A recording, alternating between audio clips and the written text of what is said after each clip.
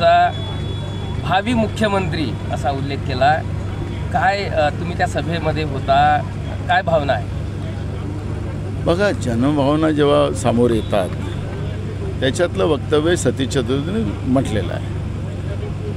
पण मी एवढंच म्हणेल की आखरी महाराष्ट्रामध्ये आणि देशामध्ये सरकार आणलं गेलं पाहिजे। आज देशातली आणि राज्याची जी परिस्थिती आहे ती भयावह आहे। BJPनी देशातल्या सगळ्या व्यवस्थेला बर्बाद केलेलं आहे आणि म्हणून अशा या व्यवस्थेच्या माध्यमातून देशात आणि राज्यामध्ये आघाडीचं सरकार आणणं, इंडिया आघाडीचं सरकार आणणं हे आमचा प्रयत्न आहे। एक कार्यकर्ता म्हणून आम्ही काम करतो आहे आणि लोकभावना त्याच आहेत।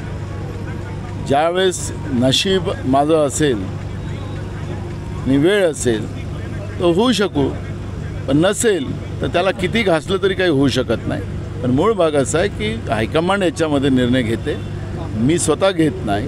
पण माझा प्रयत्न आहे की राज्यामध्ये कुठल्या परिस्थितीत आणि देशामध्ये जी आज सत्ता आहे ती सत्तेचं बदल करणं आणि जनजागृती करणं हे माझं काम आहे आणि ते मी करतो आहे।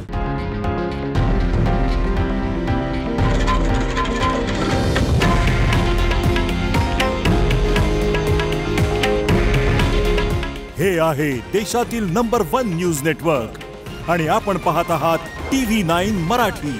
काळजी तुमची, हित महाराष्ट्राचं।